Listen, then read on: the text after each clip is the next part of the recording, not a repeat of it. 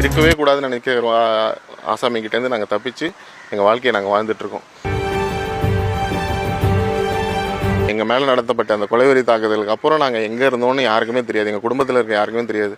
ஏன்னா எங்களுக்கு பயந்து இந்த மாநிலத்தை விட்டு அண்டை மாநிலம் தமிழ்நாட்டில் இருந்தோம். தமிழ்நாட்டில் வந்து இப்போ வந்து எல்லாமே மாற்றம் நிறையா நடந்ததுனால உடனே எங்களுக்கு வழி இல்லாமல் கொஞ்சம் அயல்நாட்டுக்கு போயிருந்தோம், அயல்நாட்டிலே இருந்தோம்.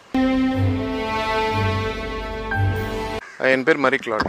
நான் தான் தமிழ்நாடு நிதித்துறை அமைச்சர் மரியவில்சனுடைய சொந்த பிரதர். நான் 2022 ஆகஸ்ட் மாதம் 8ஆம் தேதி அவர் எங்கள் வீட்டில் வந்து ஒரு கொலைவெறி தாக்குதல் நடத்தினார். அதை பற்றி நான் ஏற்கனவே சென்னை ப்ரெஸ் கிளப்பில் ஏற்கனவே சொல்லியிருக்கேன். அதை பற்றி இன்று அந்த வழக்கு விசாரணை வந்தது. இன்றைக்கி அவர் ஆஜராகவில்லை.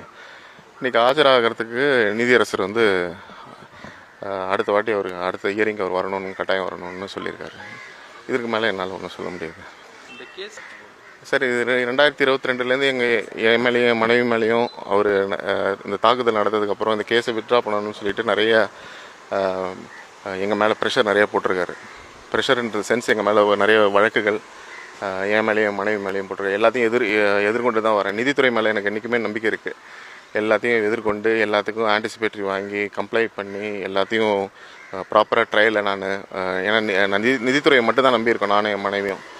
இதை வந்து நாங்கள் வழக்கை வந்து இவ்வளோ கஷ்டங்களையும் அனுபவித்து இதை நாங்கள் மேற்கொண்டு இதெல்லாம் எதிர்நோக்கி போயிட்டுருக்கோன்றது காரணம் என்னென்னா நிதித்துறை மேலே இருக்கிற நம்பிக்கை மட்டும்தான். இது வதந்திக்கு தான். அதெல்லாம் இவ்வளோ 22 இவ்வளோ நாள் நாங்கள் இருக்கவே கூடாதுன்னு நினைக்கிற ஆசாமிக்கிட்டேருந்து நாங்கள் தப்பிச்சு எங்கள் வாழ்க்கையை நாங்கள் வாழ்ந்துட்டுருக்கோம். இது வந்து நிதித்துறையை மட்டும் நம்பி தான் போயிட்டுருக்கோம். இந்த எங்கள் மேலே நடத்தப்பட்ட அந்த கொலைவெறி தாக்குதலுக்கு அப்புறம் நாங்கள் எங்கே இருந்தோன்னு யாருக்குமே தெரியாது, எங்கள் குடும்பத்தில் இருக்க யாருக்குமே தெரியாது.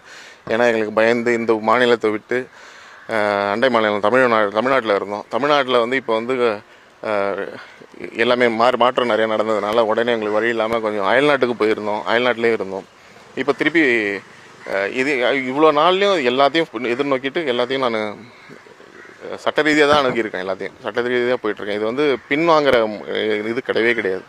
இது வந்து இதோடைய முதல் நோக்கம் என்னென்னா எங்களுக்கு நடந்த அநீதிக்கு எங்களுக்கு சட்ட ரீதியாக எங்களுக்கு ஒரு இது வேணும், எங்களுக்கு தீர்வு வேணும். எங்களுக்கு ஒரு வாட்டியும் வந்துட்டு பார்த்து எங்களுக்கு அவருடைய சகாக்கள் நிறைய பேர் இருக்காங்க சார். அவங்க தான் எங்கள் மேலே பொய் வழக்கெல்லாம் நிறைய தொடுத்துருக்காங்க. அந்த எல்லா சகாக்களும் எங்கள் மேலே வந்து அதில் முக்கியமாக வந்து ஒரு அட்வொகேட் பாஸ்கர்னு ஒருத்தர் இருக்கார். அவர் தான் இதுக்குடைய உளுந்தூர்பேட்டைக்காரர். அவர் வந்து ஒரு கட்ட பஞ்சாயத்து அட்வொகேட். அவர் இதில் இறங்கி எங்களுக்கு நிறைய ட்ரபிள் கொடுத்தது ஃபுல்லுமே அவர் தான், அவருடைய சகாக்கள் தான். இங்கேயும் நிறைய பேர் இருக்காங்க. பாண்டிச்சேரியில் எங்களுக்கு சேஃப்டி கிடையாது. அதனால தான் நாங்கள் வந்து அண்டை மாநிலத்துக்கு போயிருக்கோம். இந்த வழக்கு நீங்கள் எஃப்ஐஆர் காப்பியை படிச்சிங்கனாலே உங்களுக்கு தெரியும்.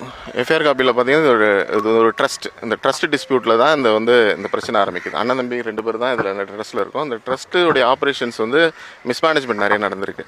இந்த மிஸ்மேனேஜ்மெண்ட் நடந்ததுக்கு நான் மாண்புமிகு உயர்நீதிமன்றத்தை அணுகி இன்ஜெக்ஷன் ஆர்டர் வாங்கினேன். அது வாங்கினதுலேருந்து அடுத்த நாள் நடந்த இந்த தாக்குதல் தான். அதுக்கப்புறத்துலேருந்து இன்னி வரைக்கும் நாங்கள் மறைஞ்சு வாழ்ந்துட்டுருக்கோம். இதுக்கு